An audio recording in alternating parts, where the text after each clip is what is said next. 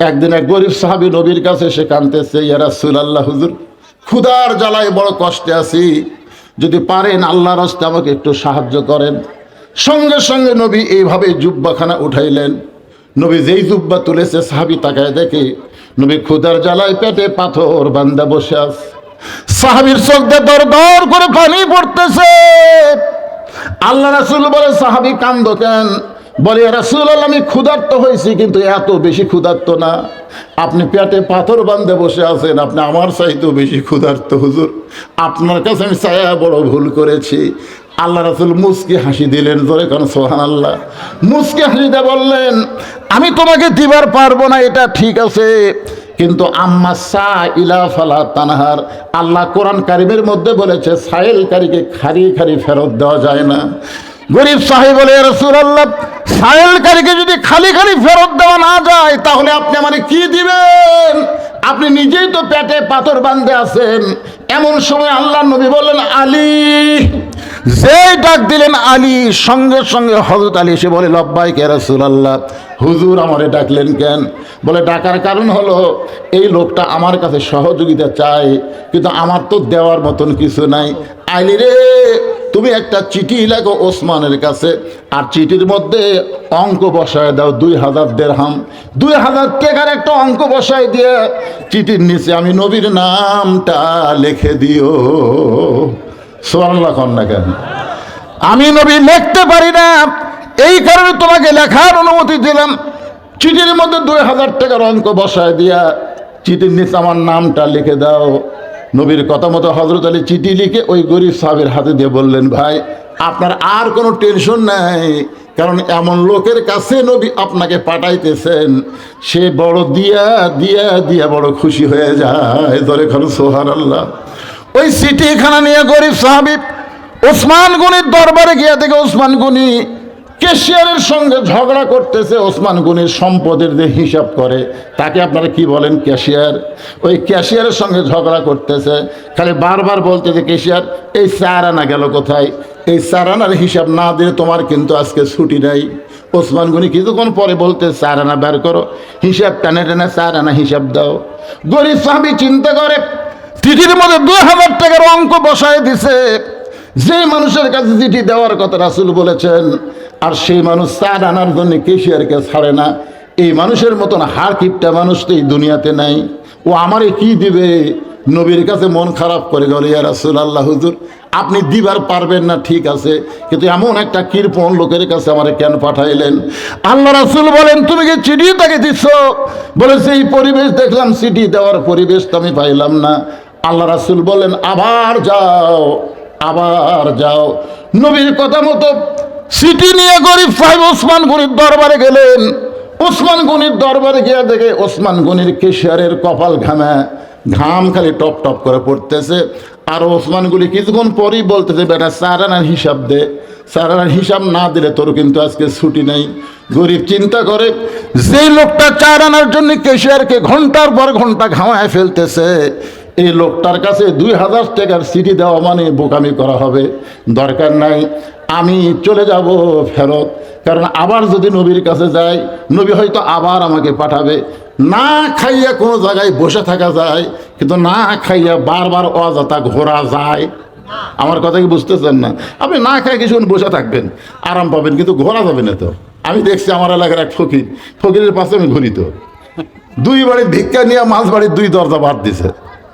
তা আমি ফকিরকে ধরে বললাম, কে রে ভাই, এই 2 বাড়ির ভিক্ষা চায়, মাঝখানে 2 বাড়ির দরজা বাদ দিলে কেন?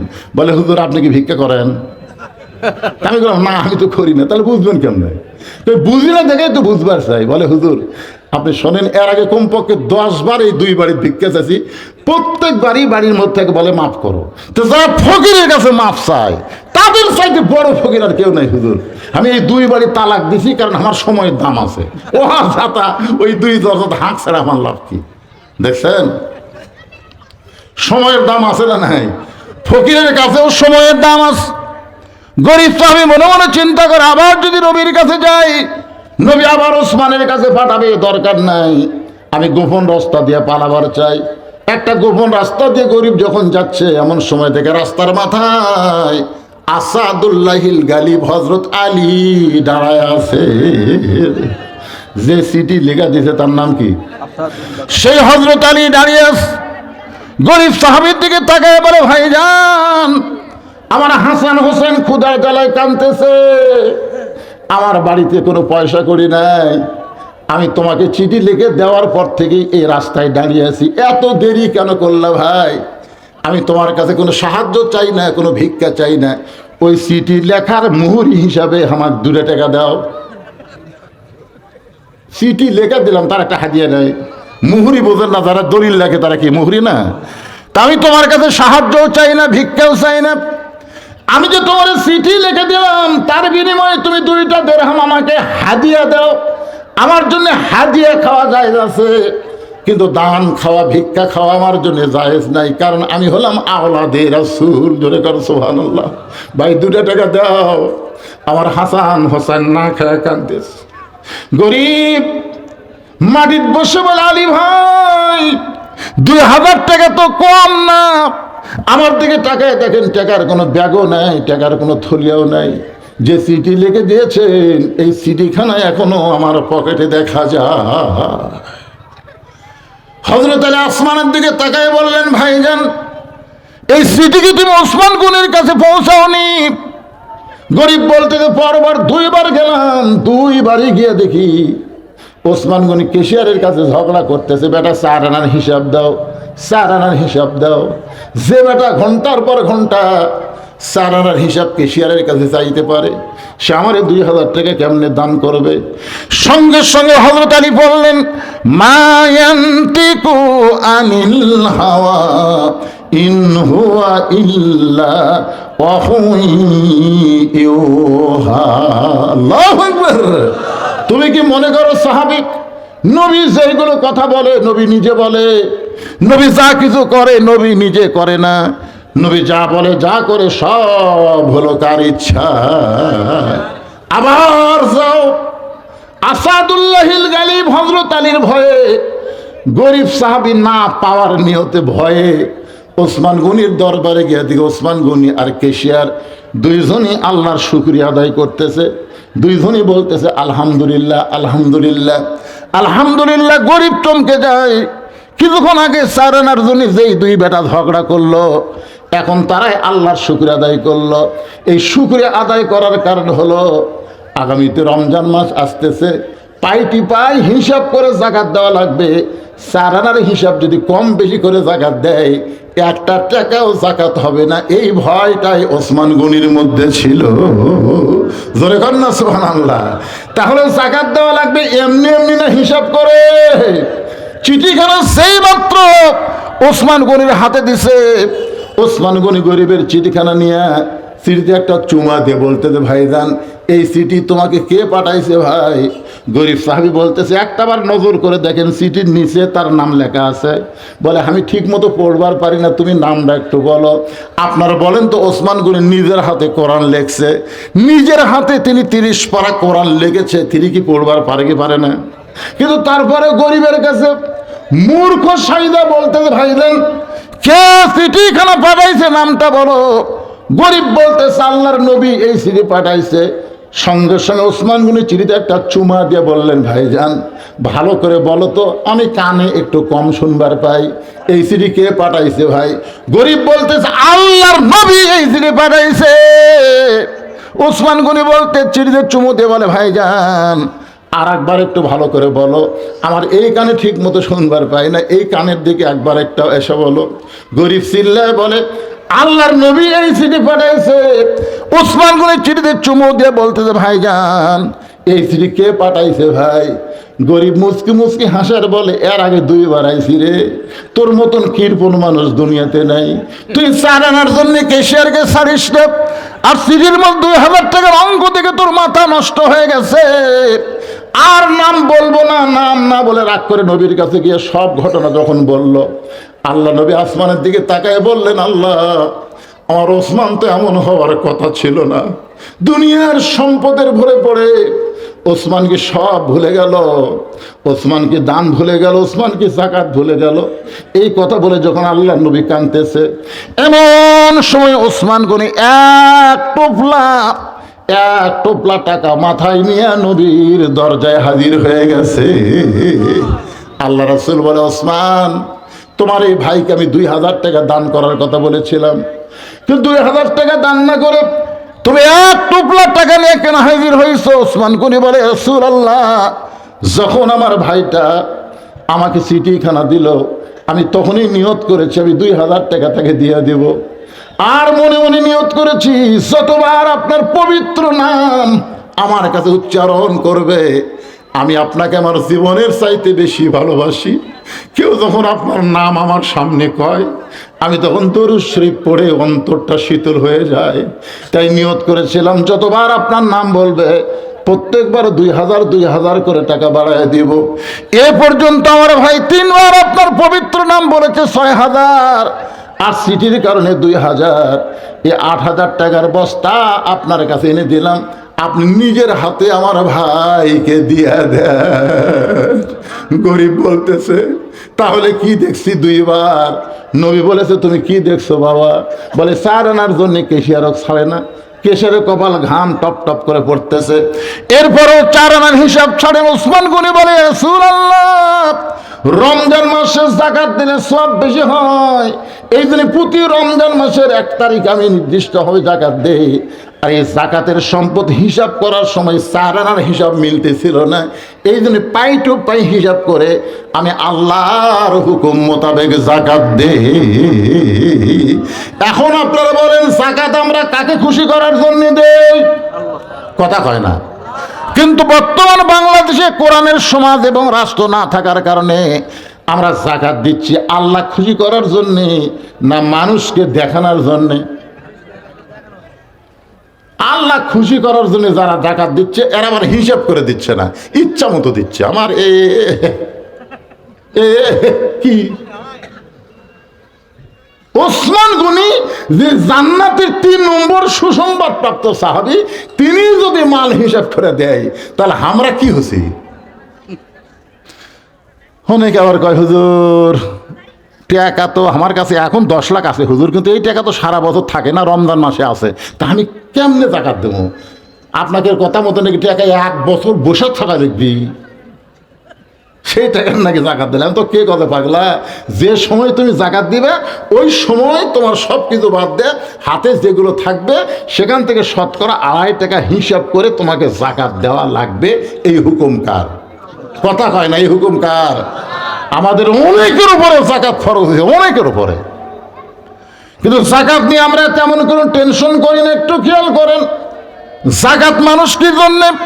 আল্লাহর হুকুম মানেও দেয়। আবার বর্তমানে বাংলাদেশে মানুষ যাকাত বেশিরভাগ মানুষকে দেখানোর জন্য দেয়।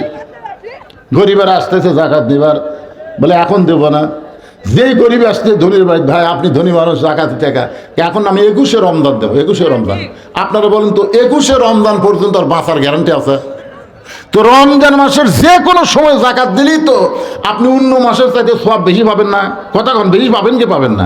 যে কোনো আমল করলে কমপক্ষে 70 গুণ সওয়াব, নফল করলে ফরজের সওয়াব। তো তাহলে ফরজ করলে 70টা ফরজের সওয়াব। যাকাত যদি আপনার উপর ফরজ হয়, তা রমজান মাসে আদায় করলে যে কোনো তারিখ দিলে হবে, 21শে তারিখ দেওয়া লাগবে কেন? এখন 21 তারিখ সবাক কছে, এখন 21 তারিখ লাতিক কছে মোবাইলের ক্যামেরা তোর কীরকম? ক্যামেরা তো ভালোই আছে, ঠিক আছে ভিডিও করবো। ওই যাকাত দিচ্ছে, যাকাতের শাড়ি দিচ্ছে, যাকাতের শাড়ি দেওয়া, যাকাতের লুঙ্গি দেওয়া সম্পূর্ণ না যায়। যার যেইটা প্রয়োজন তাকে সেটাই দেওয়া লাগবে। আর চাউলের প্রয়োজন, আর তেলের প্রয়োজন, শাড়ি দিয়ে কি করবেন? আর যে দোকানে লেখা থাকবে যাকাতের শাড়ি পাওয়া যায়, ওই দোকানত কিনাই জায়েজ নাই, কিনাই জায়েজ নাই। যাকাত কিনে, যাকাতের শাড়ি কি যেমন তেমন রং চং দিয়ে একটা শাড়ি দিছে, 2 বার ধসে 3 বার যা দেখে তেনা হয়ে গেছে।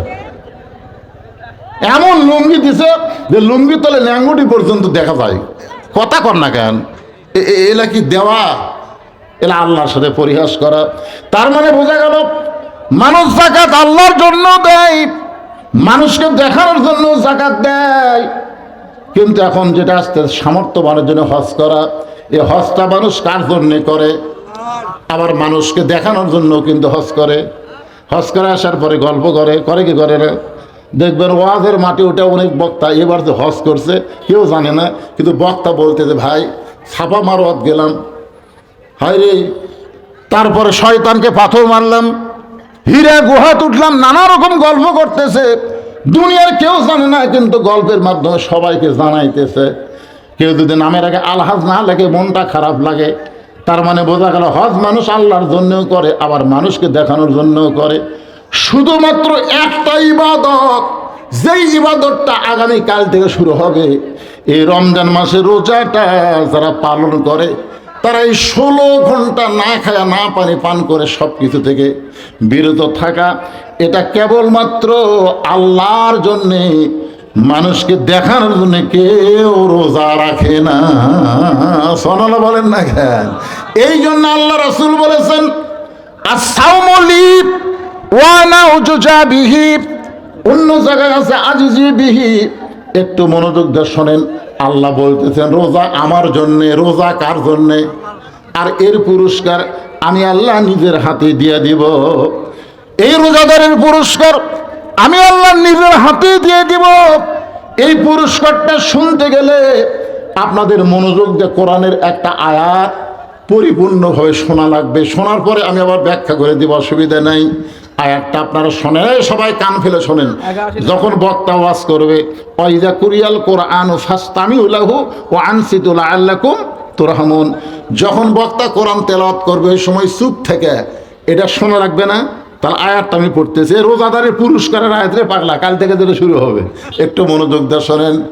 ওয়াসিকাল্লাযীনা তাকাউ রাব্বাহুম ইলাল জান্নাতি যুমারা হাত্তা ইযা জাউহা وفتحت أبوابها وقال لهم خزنتها سلام عليكم طبتم فادخلوها خالدين وقالوا الحمد لله الذي صدقنا وعده وأورثنا الأرض نتبوأ من الجنة حيث نشاء فنعم أجر العاملين।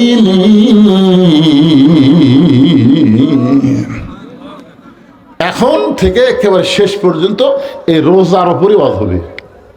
এতক্ষণ পর্যন্ত আপনাকে নামাজ বুঝালাম, যাকাত বুঝালাম, হজ বুঝালাম, বুঝলেন তো? এই তিনটা ইবাদত মানুষ আল্লাহর জন্যও করে, আবার মানুষকে দেখানোর জন্য কথা কয় না। হজ মানুষ আল্লাহর জন্য করে না, আবার দেখানোর জন্য করে। যদি হজের টাকা অসহায় গরিবকে দান করে, তাহলে আল্লাহ তাকে 1 কোটি হজের সওয়াব দেয়। সেও আর শুনবেন না। বারবার হজ করা, আমি 3 বার হজ করছি রে, আমি 19 বার করছি রে। আরে পাগলা, নফল হজ করা ভিন্ন কথা, ওমরা করা ভিন্ন কথা, কিন্তু ফরজ হজের কথা আমি বলতেছি। ফরজ হজ জীবনে কয়বার? একবার। ফরজ নামাজ আপনার দিনে কয়বার? ফজরের নামাজ দিনে কয়বার ফরজ? তা আপনি যদি মনে করেন একবারে, দেখেন তো 5 বার পড়বো। কি ফরজের সাথে আর কি খরচ হবে না? আপনি নফল যদি মন চাই পড়েন, সময় আছে পড়েন, তাহাজ্জুদের নামাজ পড়েন, 4 রাকাত পড়েন, 8 রাকাত পড়েন, 12 রাকাত পড়েন, 16 রাকাত পড়েন, পড়তেই থাকেন। ফজরের আজানের আগ পর্যন্ত পড়তেই থাকেন। অসুবিধা আছে? নফলের কোনো অসুবিধা আছে? নফল রোজা রাসূল সারা বছর রাখছে, কিন্তু রমজান মাসের রোজা আপনি 31টা ফরজ করেন। কি করা যাবে? ফরজের উপরে কোনো দলিল চলবি? তো এই জন্যে জীবনের সামর্থ্যবানের উপর কয়বার হজ ফরজ? একবারের বেশি না করে যেই টাকাতে হজ করবে ওই টাকা অনাথ এতিম অসহায়কে দিলে আল্লাহ 1 কোটি হজের সওয়াব দিবে। তা আমার কিসের দরকার? সওয়াবের দরকার না নামের দরকার? এ কথা কর না কেন ভাইজান? দেয় কি তাই বলো ও আপনি শুনবার আছেন, শুনেন লাগবে না? শোনেন না, সামিয়ে না অতান, আগে শুনে যান, তারপরে কি করবেন। আপনার এখানে যারা হজ করেননি তারকে কথা আমি বলতেছি না, যারা ফরজ হজ করছে এই জিনিসটা তারকে খুবই গুরুত্ব দেওয়া লাগবে। বাড়ির কাছে একটা মানুষ অসহায় হয়ে অসুস্থ হয়ে ক্যান্সার হয়ে পড়ে আছে, আর ডাক্তারখানা যাওয়ার মতন ভ্যান ভাড়া নাই, অটো ভাড়া নাই, আর ওই বারবার হজত যায়। কি প্রতিবেশীর হক আছে না নাই? জোরে কোন আছে না? প্রতিবেশীর হক নাই? এই যে হকুল্লাহর হকুল ইবাদত, এটা বুঝতে হবে তো। একজন আল্লাহর বান্দা রবি ইবনে সুলাইমান, ওরা 10 জন বন্ধু মিলে হজে যাবে, 10 জন বন্ধু মিলে হজে যাবে। হজে যাওয়ার আগে সবাই সবার কাছ থেকে দোয়া নিবার পারবেন যে ভাই, যত ইবাদত আল্লাহ আমাদের জন্য দিয়েছে, সবচেয়ে কঠিন ইবাদতের নাম হলো হজ। সবচেয়ে কঠিন ইবাদতের নাম কি? এটা কি জন্য কঠিন শোনেন, আপনি না টাকার জন্য না। একটা লোকের অনেক টাকা আছে কিন্তু শরীর অসুস্থ, শরীর অসুস্থ, ওই কিন্তু টাকার জাকাত দিলেই ওর জাকাত আদায় করে দেবে। অসুস্থ শরীর নিয়েও জাকাতের ফরজ আদায় করা যায়। যদি আপনার শরীর সুস্থ থাকে, টাকা না থাকে, আপনি নামাজ পড়ে পারবেন, তাহলে একটা থাকলে নামাজ পড়ে পারবেন। কি শরীর সুস্থ আছে নামাজ? একটা লোকের শরীর সুস্থ আছে, রোজা রাখতে পারবে টাকা না থাকলেও। কিন্তু একটা লোকের টাকাও নাই, শরীরও নাই, কিংবা টাকা আছে শরীর নাই, তাহলে হজ করবার গেলে দুটাই ঠিক থাকা লাগবে, শরীরও ভালো থাকা লাগবে, টাকাও থাকা লাগবে। আর হজের ঠেলা আছে না নাই? আছে না নাই? এই জন্য সবার কাছ থেকে দোয়া চাবেন। যারা জীবনে প্রথম হজ করবার যাবেন, ভালো ভালো মানুষের কাছে দোয়া চাবেন। মজলিস করে খিলানোর কথা নেই, দোয়া চাবেন। রবি ইবনে সুলাইমান আল্লাহর বান্দারা 10 জন মিলে হজে যাবে। হজের জন্য দোয়া চাইতে গিয়ে অনেক দূরে, তখন যানবাহন এমন তেমন ছিল না। ওই দোয়া চাইয়া ফিরতে ফিরতে বাড়ির দিকে গভীর রাত হয়ে গেছে। হঠাৎ রবি ইবনে সুলাইমান দেখতে পায় রাস্তার পাশে কে যেন কি করতেছে। একটু নিকটে গিয়ে দেখে একটা মহিলা একটা মরা গাদার গা থেকে গোস্ত কাটা কাটা কাপড়ে টোপলা বানতেছে। রবি ইবনে সুলাইমান চমকে গেল। গাধা খাওয়া হারাম, আর মরা গাধা খাওয়া তো ডবল হারাম। আপনারা বলেন তো গাধা খাওয়া কি? আর আমাদের বাংলাদেশে ধামুরহাটে 2-3 দিন আগে কুত্তে জব করে, দেখছেন দেখছেন, গোটা ফেসবুকে ভাইরাল হয়ে গেছে। কুত্তে জব করে, সেই কুত্তে ছিলিছে পারে, ধরা পড়ার পরে বলতেছে আমরা বহুদিন হলে কুত্তে জব করে খাসি হিসাবে খিলাই। কুত্তে জব করে কি হিসাবে খিলাই? এই 3-4 দিন আগেকার ঘটনা। কুত্তে জব করে যারা খাসে এতদিন ধরে ওই হোটেলে, তার কি অবস্থা রে কম তো? আয় হাই রে, না মরা বকি সেটা ভিন্ন জিনিস। তা বকি আর কুত্তে আপনি এক করে চাচ্ছেন তো? গাধা খাওয়া হারাম, আর মরা গাধার গোস্ত যখন টোপলা কাটতেছে, রবি ইবনে সুলাইমান চমকে গেল। এটা কেমন কথা? গাধা খাওয়া হারাম আর মরা গাধার গাতে গোস্ত করে টোপলা বানতেছে। তিনি একটু ধৈর্য ধরে দাঁড়িয়ে থাকলেন।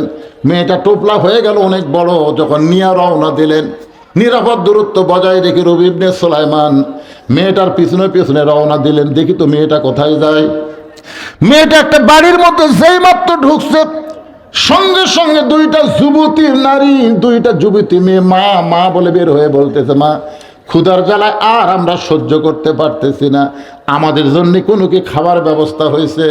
মা তখন গোস্তের টোপলা 2টা মেয়ের হাতে দিয়ে বলতেছে, মা এই গোস্তটা তোমরা সিদ্ধ করে আল্লাহর নাম নিয়ে খাও। এই গোস্ত সিদ্ধ করে আল্লাহর নাম নিয়ে খাও। আপনার বলেন তো গাদা খাওয়া জায়েজ না হারাম? আর মরা গাদা হলে তো ডবল হারাম। আবার বলতেছে গোস্ত সিদ্ধ করে আল্লাহর নাম নিয়ে খাও। রবি ইবনে সুলাইমান চমকে গেলেন। এরা কোন জাতের মানুষ, এরা কোন ধর্মের মানুষ?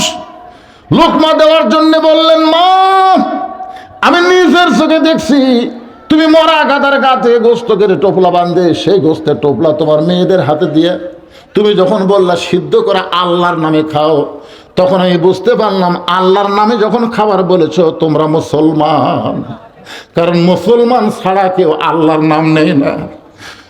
সঙ্গে সঙ্গে মেয়েটা বলে, পথিক এই গভীর রাতে তুমি আমাদের কষ্ট কেন দেখতেছ?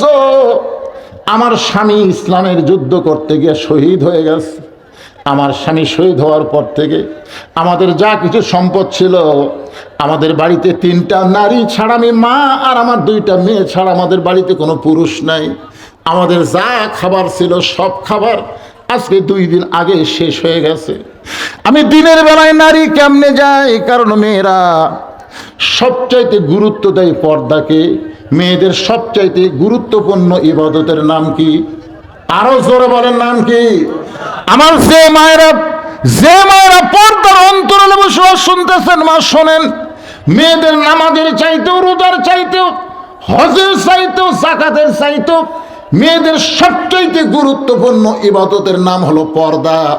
আল্লাহ রাসূল মেয়েদের ব্যাপারে দুইটার কথা বলেন নাই। নবী শুধু বলেছেন, মা ঈমান গ্রহণ করার পরে ফাতেমাকে তুমি শুধু 5 ওয়াক্ত নামাজ পড়বা, তুমি তোমার স্বামীর খেদমত করবা, তুমি রমজান মাসে রোজা রাখবা, আর সতীত্বের হেফাজত, পর্দাটা করবা। এই 4টা আমল যদি তুমি করতে পারো ফাতেমা, আমি রাসূল বলতেছি জান্নাতের 8টা দরজা খুলে দিবে, যে কোনো দরজা দিয়ে তুমি ইচ্ছা মতো জান্নাতে প্রবেশ করতে পারবে। সুবহানাল্লাহ বলেন। সঙ্গে সঙ্গে ফাতেমা বললেন, বাবা আজ থেকে এই 4টা আমল আমি শুরু করে দিলাম। ও আমল শুরু করে দিলাম। এই কথা বলার সঙ্গে সঙ্গে আল্লাহ রাসূল বলেন, ফাতেমা তুমি 4টা আমলকে সমান গুরুত্ব দিবার পারবা না। সবচাইতে গুরুত্বপূর্ণ আমল হলো পর্দা। এই পর্দাটা তুমি সবসময় গুরুত্বের সাথে বিবেচনা করবে, কারণ 24 ঘন্টায় নামাজ পড়া লাগবে না, 24 ঘন্টায় স্বামীর খেদমত করা লাগবে না, সারা বছর রমজানে রোজা করা লাগবে না, কিন্তু 24 ঘন্টায় তোমাকে পর্দার ভিতরে থাকতে হবে। সঙ্গে সঙ্গে ফাতেমার কাছে একটা ওড়না ছিল, ওই ওড়নাটা মাথার উপরে দিয়ে বললেন, বাবা এই মুহূর্তে আমি ফাতেমা পর্দার মধ্যে ঢুকে গেলাম, এই মুহূর্তে পর্দার মধ্যে ঢুকে গেলাম। কয়েকদিন পরে আল্লাহর নবী ফাতেমার বাড়িতে এসে বলতেন, ফাতেমা, ও ফাতেমা তুই কি জানিস মা, আল্লাহ তাআলা আমাকে জানাই দিছে তুই শুধু দুনিয়ার ফাতেমা না, তুই হলো খাতুনে জান্নাত ফাতেমা। খাতুনে জান্নাত ফাতেমা বুঝলেন? তুই শুধু দুনিয়ার ফাতেমা না, তুই হলো জান্নাতি নারীদের নেত্রী ফাতেমা। ফাতেমা বললেন, বাবা আমার কোন আমলের কারণে এত বড় ডিগ্রি আল্লাহ আমাকে দান করেছে? রাসূল বললেন, ফাতেমা তুই যে পর্দা গ্রহণ করেছিস, তোর পর্দাকে আল্লাহ পছন্দ করে, আল্লাহ তাআলা এই মহান ডিগ্রি তোকে দান করেছে। তাই আমার মা বোনেরা যারা পর্দার অন্তরে আছেন, একটু মনোযোগ দিয়ে শুনবেন। মা, যদি নামাজ আপনার কম হয়, রোজাও যদি কম হয়, স্বামীর খেদমত যদি একটু কম হয়, আপনাকে আল্লাহ ছাড় দেবে, কিন্তু পর্দা যদি আপনার কম হয় আপনি কিন্তু ছাড় পাবেন না। এই জন্য পর্দাকে গুরুত্ব দিবেন।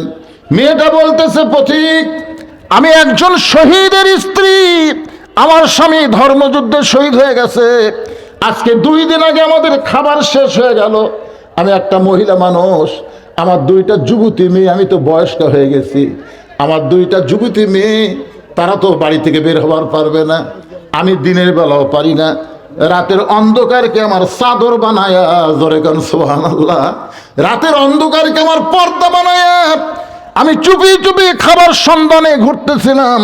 হঠাৎ দেখতে পাইলাম রাস্তার পাশে একটা গাধা মরে আছে।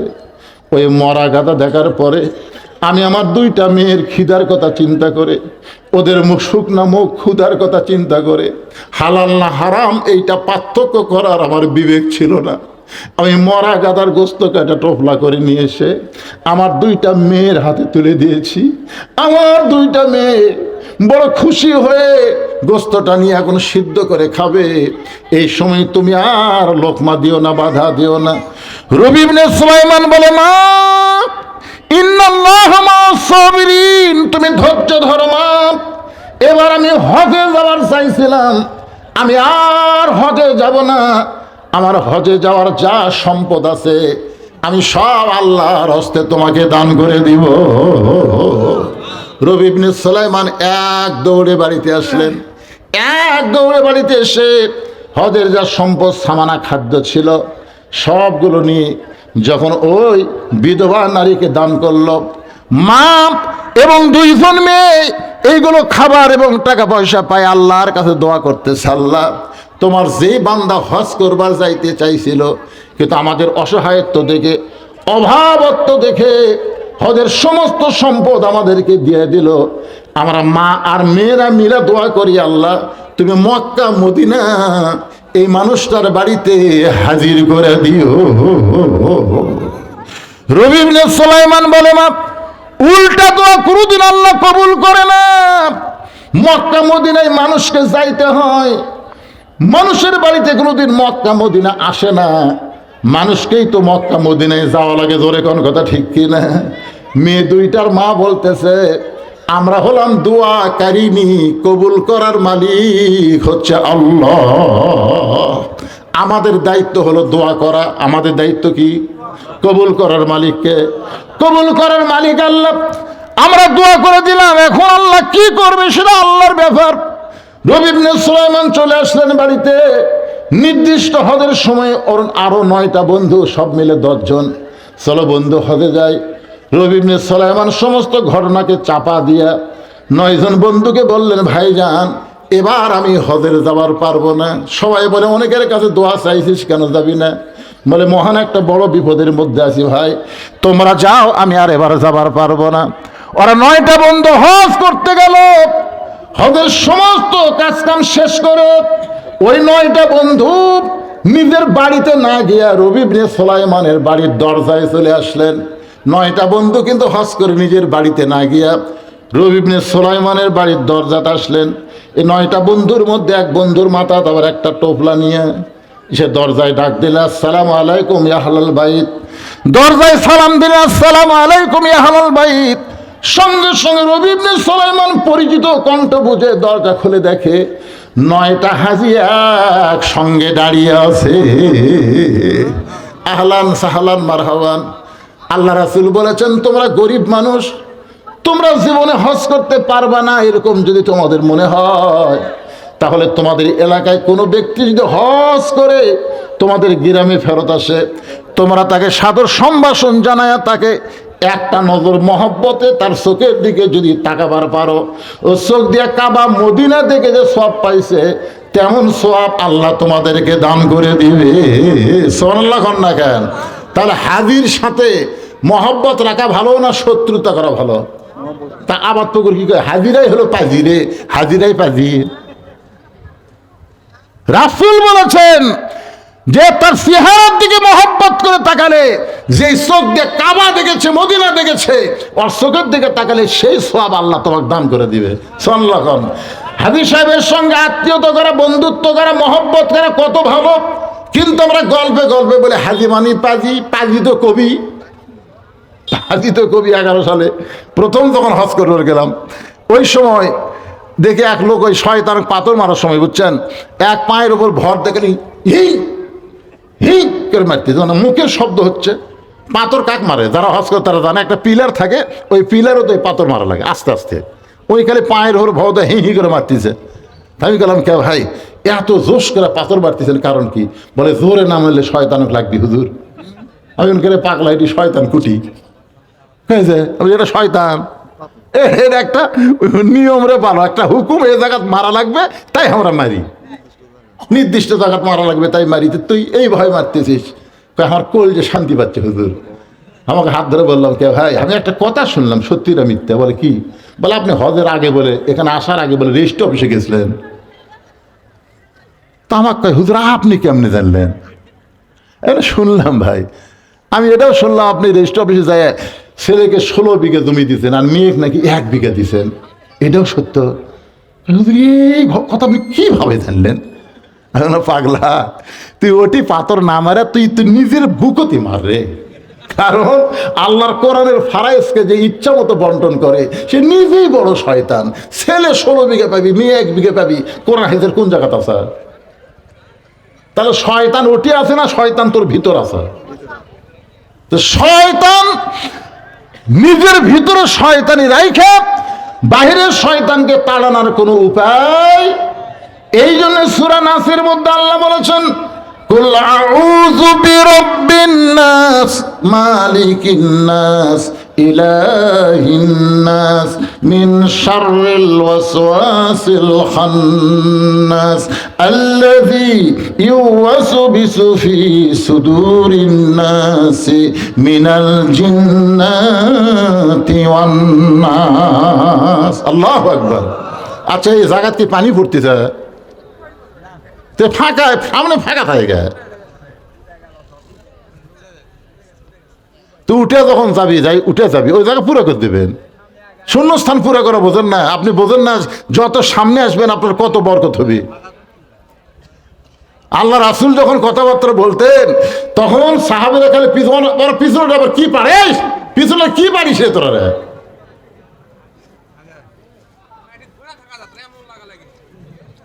ও লাগিচ্ছে।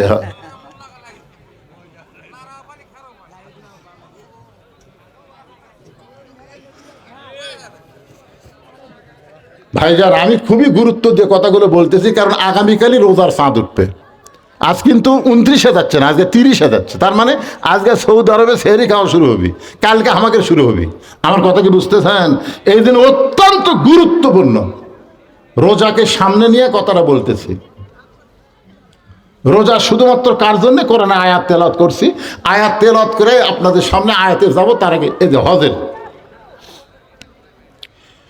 এখন 9টা বন্ধু রবি ইবনে সুলাইমানের দরজায় 9টা হাজি একসাথে। সবার দিকে তাকায় যখন আহলান সাহলান মারহাবান বলতেছে, তখন টোফলাওয়ালার রাগ বেশি। এই মুনাফিকের বাচ্চাই, কিসের আহলান সাহলান? কি তুই যে হজের আগে আসলাম, তুই কলি এবার হজ করবার যাব না, এই মিথ্যা কথা বলে আমাকে ফেরত দিলি।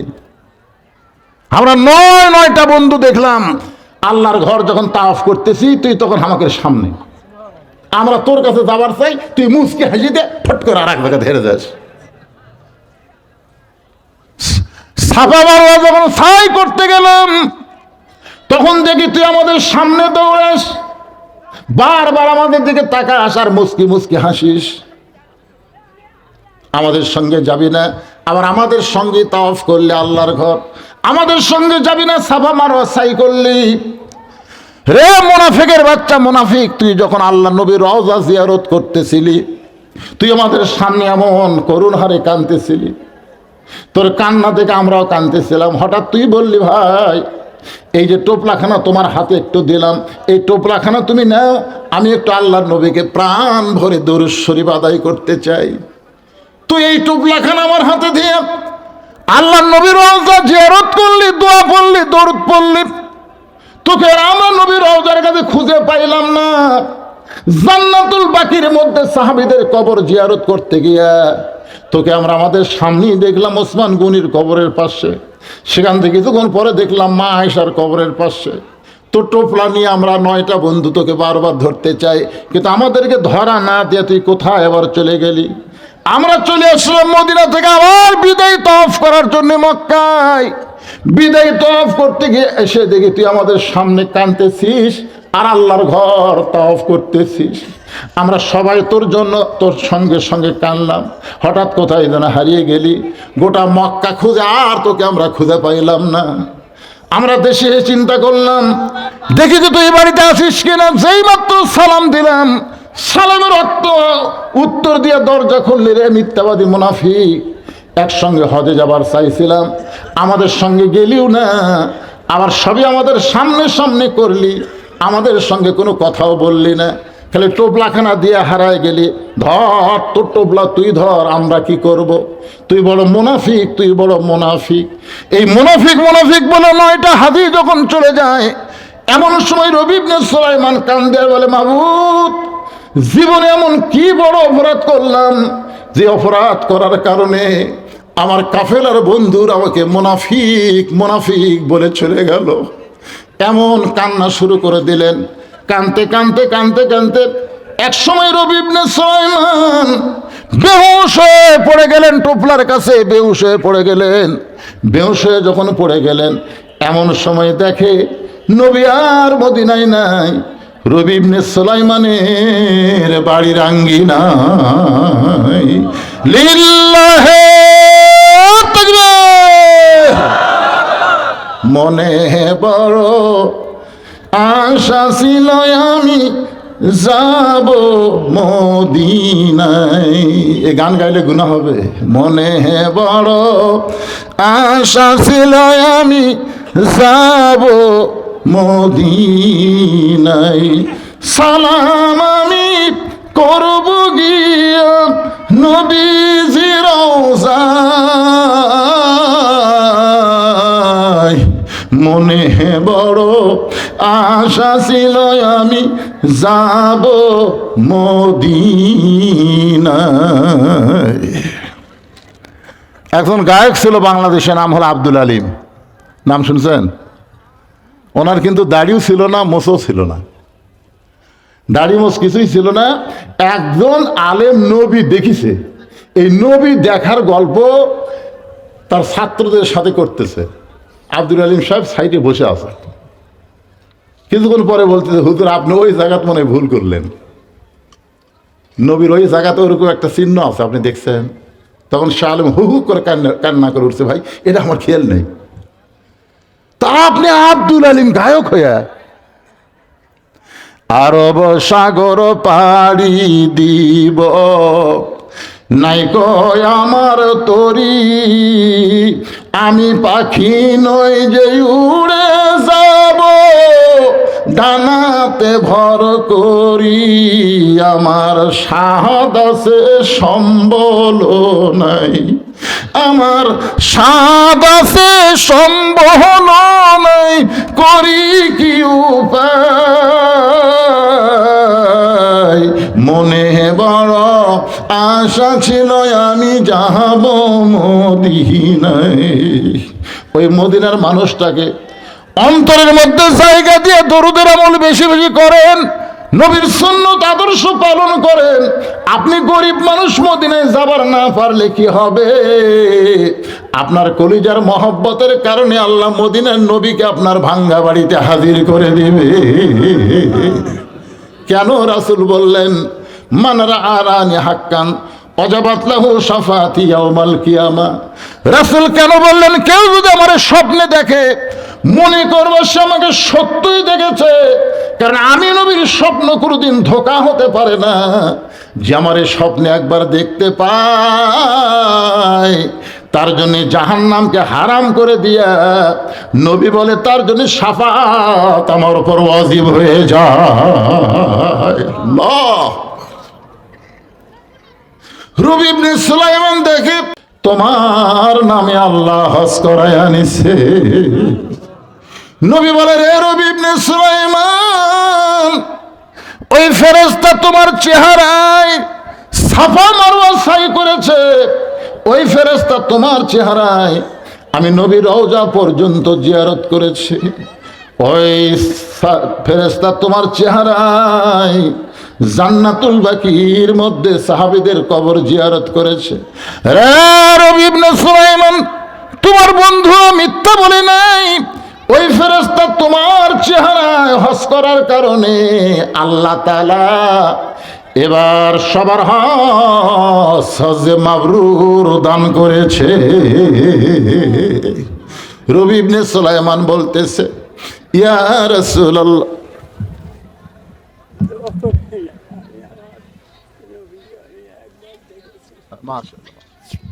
আল্লাহ কবুল করুক, আল্লাহ আল্লাহ আল্লাহ।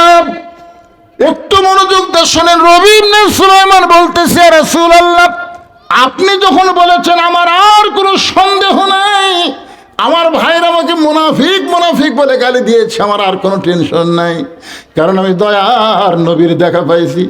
কিন্তু নবী গো, একজন ভাই রাগ করে যে টোপলাখান আমার মুখের সামনে ফেলে দিল, এটা কিসের টোপলা গো নবী? আমি এটা আপনার কাছে জানতে চাই, এই টোপলাটা কিসের টোপলা? সঙ্গে সঙ্গে আল্লাহর নবী কোরআন থেকে তেলাওয়াত করলেন, ওয়ামা তুনফিকু মিন শাইইন ফি সাবিলিল্লাহি ওয়াফা ইলাইকুম ওয়া আনতুম লা তুজলামুন।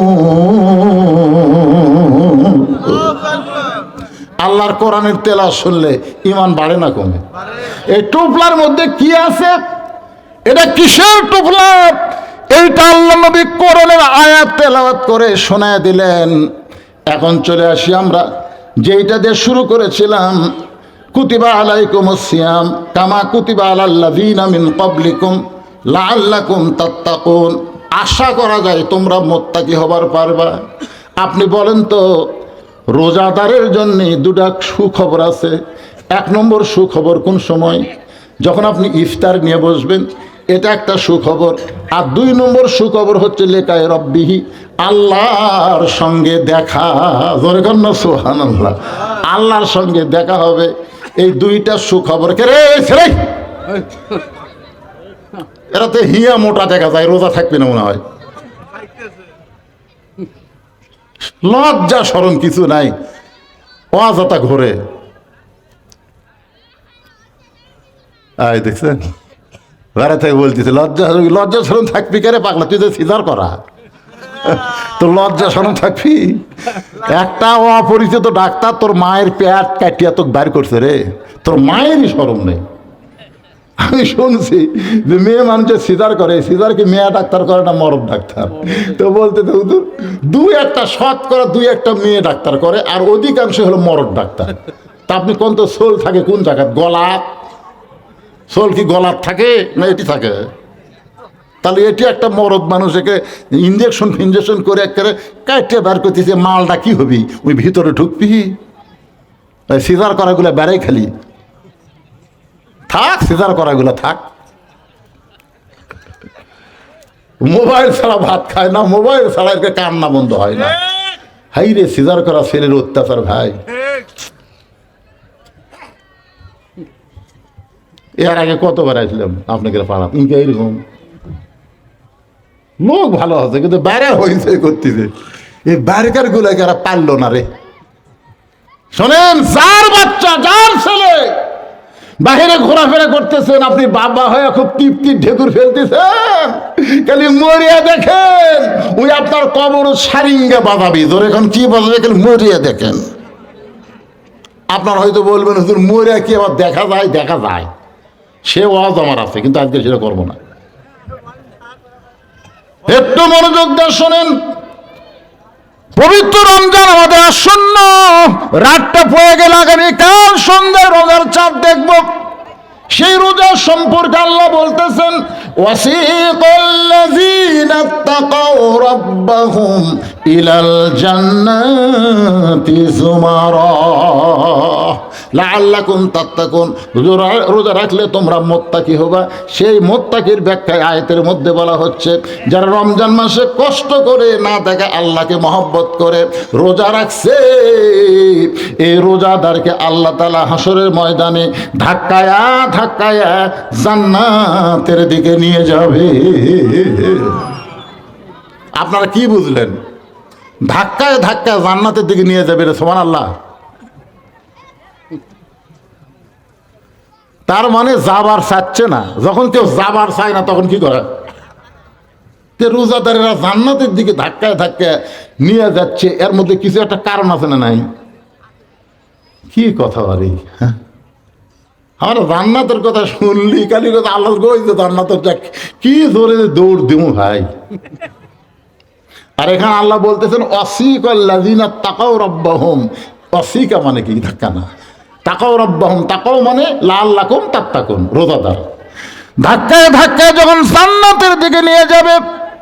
এখানে ইমাম গাজ্জালী ব্যাখ্যা করেছেন, প্রত্যেকটা রোজাদার বান্দা বান্দার জন্য জান্নাতের মূল দরজা থেকে তাকে বরণ করার জন্য জান্নাতে ৭০,০০০ দরজা নির্মাণ করা হবে। কোন নেতা যদি আসে, মনে করেন বর্তমান যিনি প্রধানমন্ত্রী হলো, এই প্রধানমন্ত্রী যদি নওগাঁ জেলাতে আসে, আপনারা বলেন তো গেট শুরু হবে কোথা থেকে? খালি শহর থেকে কে রে? আমাদের বগুড়া লোকেরা বসে থাকবে ওই রোড, মানে যেই দিক দিয়ে আসবে, অথচ হয়তো দেখাই যাবে নেতা হয়তো হেলিকপ্টারে আসতেছে, একটা দরজাও নেতার চোখত পড়তেছে না, কিন্তু তারপরে নেতার কাছে ভালো হওয়ার জন্য বলবে আমি 3টা গেট বানাচ্ছি, পরে গল্প যাবে আমি 4টা বানাচ্ছি, 5টা বানাচ্ছি। চিন্তা করে দেখেন, এটা কোনো চামচেরা তৈরি করবে না, স্বয়ং আল্লাহ তাআলা রোজাদারকে জান্নাতে বরণ করার জন্যে ৭০,০০০ মণিমুক্তার গেট তৈরি করবে। বিশ্বাস হচ্ছে না? এই রোজাদাররা বিশ্বাস হচ্ছে না? তো দুই একজন সুবহানাল্লাহ করলেন। আমি আল্লাহর কোরআনের আয়াত তেলাওয়াত করে বলতেছি, তারপরে যদি ভিতরে বিশ্বাস না আসে, প্রথম দরজা দেখে মনে করবে রোজাদার এটাই জান্নাত। এত সুন্দর দরজা, বুঝছেন, দরজা দেখে মনে করবে এটাই জান্নাত, খপ করে বসবে যাবে। ফেরেশতারা কবে, আল্লাহ আপনি কি কাম করছেন, ৭০,০০০ দরজা বানাছেন, প্রথম দরজায় যদি এরকম বসবার চাই আর প্রত্যেক দরজায় যদি একবার করে বসে, তাহলে আর বসা ওটা ৭০,০০০ বার করতে করতে কত সময় লাগবে। আল্লাহ বলতেছে তাহলে এখন থেকে কাম করো, ওরা কোনো দরজা দেখে বসবার চাইলে বসার আগেই মারবা ধাক্কা, ধাক্কায় যেন আর এক দরজা যায়, এরকম ৭০,০০০ ধাক্কা। যেই ধাক্কা হলো মহব্বতের ধাক্কা, যেই ধাক্কা হলো আমার ফরজ ভাই আমার বাড়ির সামনে দিয়ে যাচ্ছে, কে রে তুই আমার বাড়ির সামনে দিয়ে যাস, আমার বাড়ি চিনিস না? বলে চিনি। বাড়ির বাড়ির আপনার বলেন তো, এটাকে রাগ করে নিয়ে যাচ্ছে না আদর করে নিয়ে যাচ্ছে? তাহলে এরকম ধাক্কায়া ধাক্কায়া আদর করে করে রোজাদার বান্দাবান্দিকে জান্নাতের দরজায় নিয়ে যাওয়া হবে। যেই মাত্র রোজাদারের জান্নাতের দরজায় যাবে, সঙ্গে সঙ্গে স্বয়ং আল্লাহ, জোরে কোন সুবহানাল্লাহ, স্বয়ং আল্লাহ তাআলা বলবেন সালামুন আলাইকুম তিবতুম ফাদখুলুহা খালিদিন। রে রোজাদারেরা, তোমরা কবে আমার জান্নাতে আসবা? তোমরা কবে আমার জান্নাতে আসবা? আমি আল্লাহ তোমাদেরকে সালাম দিলাম, আমি আল্লাহ তোমাদেরকে সালাম দিয়ে জান্নাতের সমস্ত দরজা খুলে দিলাম, সমস্ত দরজা খুলে দিলাম। ফাদখুলুহা খালিদিন, তোমরা চিরস্থায়ীভাবে জান্নাতের মধ্যে ঢুকে যাও। ও যে একটা মাথা নিচু করে শুনতেছে, ও যে এতই ঘুম ধরল। এবারে কাছে থাকলে এনা ঘুতি দিয়ে চেতন করার দরকার আছে না নাই? এটা খুবই গুরুত্বপূর্ণ কথা হচ্ছে না, যে আল্লাহ তাআলা সালাম দিয়ে জান্নাতের দরজা খুলে দিছে। এখন রোজাদাররা কি করবে? হ্যাঁ, না চিন্তা করেন যে এখন যে আল্লাহ সালাম দিয়ে জান্নাতের দরজা খুলে দিয়ে কি বলতেছে, ফাদখুলুহা খালিদিন, চিরস্থায়ীভাবে তোমরা এই জান্নাতে থাকো। তখন রোজাদাররা কি বলবে জানেন? রোজাদাররা বলবে ওয়াকালুল হামদুলিল্লাহিল্লাযী সাদাকানা ওয়াদাহু ওয়া আওরাসানাল আরদ নাতাবাওয়াউ মিনাল জান্নাতি হাইসু নাশাউ ফানি'মা আজরুল আমিলিন। আল্লাহ তুমি আমাকে কি মনে করছে? রোজাদাররা বলবে তুমি কি মনে করছে আমরা লোভী? তুমি জান্নাতের দরজা খুলে দিবে আর আমরা জান্নাতের মধ্যে প্রবেশ করব, এমন লোভী না। আমরা জান্নাতের লোভে রোজা রাখি নাই। তুমি তো দুনিয়াতেই বলেছিলে তুমি জান্নাত দিবা, তুমি জান্নাতের ওয়াদা তো দুনিয়াতে আমাদের করেছিলে, তুমি যে আর একটা ওয়াদা করেছো সেটা তোমার মনে নাই? আল্লাহ কয় কি ওয়াদা রে? সে ওয়াদা মনে নাই। সেই ওয়াদাটা হলো তুমি রোজাদারের জন্য একটা আলাদা দরজা করবা। সেই দরজার নাম হলো রায়হান দরজা। যেই দরজা তুই স্বয়ং আল্লাহ তাআলা দাঁড়িয়ে থাকবে, তোমার চেহারা না দেখে। সারাদিন আমরা রোজা রেখেছি, কঠিন গরমের দিনে গোসল করতে গিয়ে জোহরের নামাজের আগে মাথার উপরে পানি ঢেলেছি, ওই পানি আমার নাকের ভিতর উপর দিয়ে মুখের মধ্যে ঢুকেছে, আমার কলিজা তৃষ্ণায় ছটফট করেছে। আমার মন বলেছে খারে এক ঢোকা, কেউ দেখবে না, কিন্তু আমার ঈমান বলতেছে যার জন্য রোজা রাখছি সে আল্লাহ দেখতেছে। ইফতার নিয়ে বসেছি মগবুত, বারবার ঘড়ি দেখেছি, বারবার মুয়াজ্জিনের আজানের দিকে তাকায় আছি, বারবার মুখের সামনে শরবত দেখেছি, পানি দেখেছি, খাবার দেখেছি।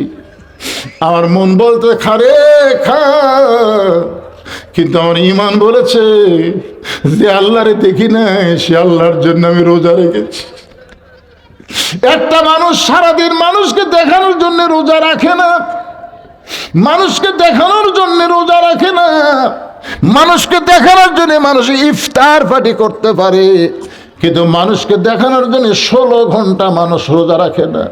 শুধু তোমাকে না দেখে বিশ্বাস করে রোজা রেখেছি এই জান্নাতের লোভে না, জান্নাতের মালিক আল্লাহ তোমাকে চাই। তুমি বলেছ আসাউমুলি ওয়া নাজি বিহি, রোজা আমার জন্যে, আমি আল্লাহ নিজেই পুরস্কার দেব, সেই নিজের পুরস্কার তুমি জান্নাত দিবা। আল্লাহ বলে আমি তোমাদের হয়ে গেলাম। আল্লাহু আকবার। এখন বলেন এতটুকু পুরস্কার যে রোজা থাকলে পাওয়া যাবে, আমাদের সকলের সে রোজা রাখার দরকার আছে না নাই? পারতপক্ষে কারা কারা রোজা রাখবেন আল্লাহকে একটু আমরা হাত তুলে দেখাবার চাই। আল্লাহ ভাইজান দেখি, লিল্লাহ আকবার। আল্লাহ কবুল করুক, জোরে কোন আমিন। এই কয়াপাড়া, পূর্ব কয়াপাড়ার মাহফিল এইবারই সার্থক হলো। একেবারে রোজার আগের দিন জাগা মতো কাম হয়ে গেল, নামাজও হবি, রোজাও হবি, মাশাআল্লাহ। এখন টোপলার মধ্যে কি আছে এটা আমাকে শোনা লাগবে, মনে আছে না? ভুলে গেছেন? রবীন্দ্র সুলাইমান বলতেছি ইয়া রাসূলুল্লাহ, টোপলা দিয়া যে চলে গেল, টোপলার মধ্যে আসলে আছে কি? আল্লাহ রাসূল পবিত্র কোরআন থেকে একটা আয়াত তেলাওয়াত করছেন, এই আয়াতের মধ্যে টোপলার খবর পাওয়া যাবে ইনশাল্লাহ।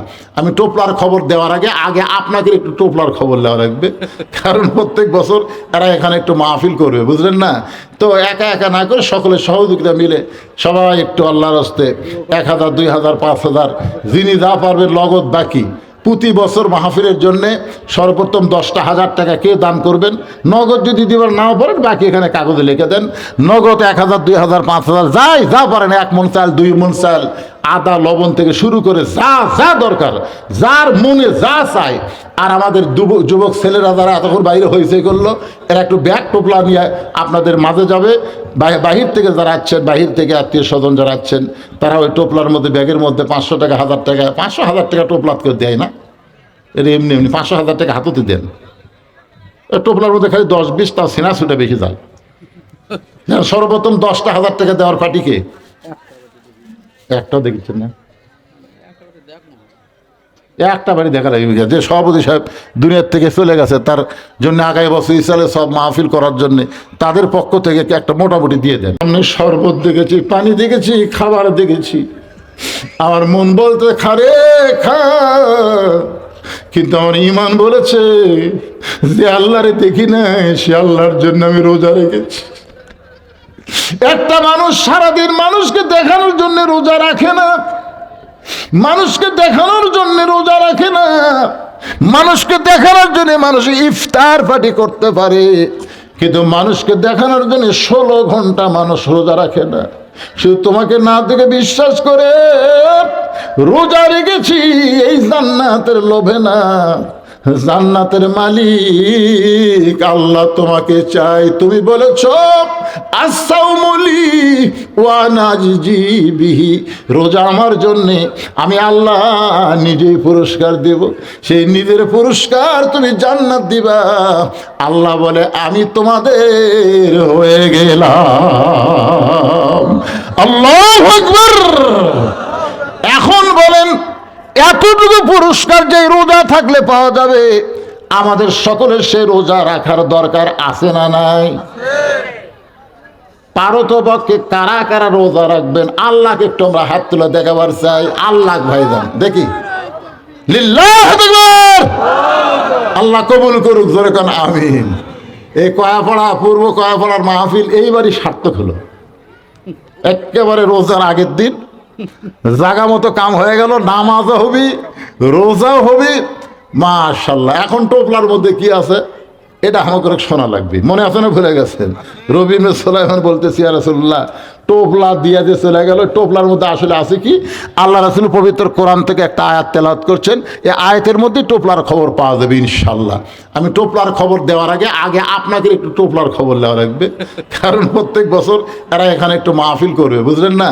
তো একা একা না করে সকলের সহযোগিতা মিলে সবাই একটু আল্লাহর হস্তে 1000, 2000, 5000 যিনি যা পারবে নগদ বাকি প্রতি বছর মাহফিলের জন্যে সর্বপ্রথম 10,000 টাকা কে দান করবেন?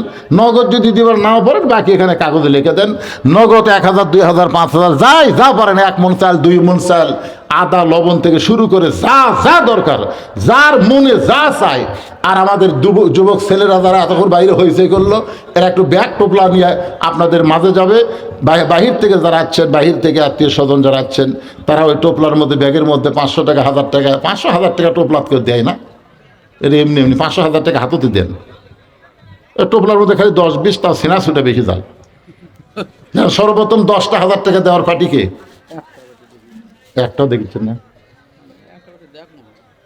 একটা বাড়ি দেখা লাগবে যে সভাপতি সাহেব দুনিয়ার থেকে চলে গেছে, তার জন্য আগামী বছর ইসরায়েলে সব মাহফিল করার জন্য তাদের পক্ষ থেকে একটা মোটামুটি দিয়ে দেন।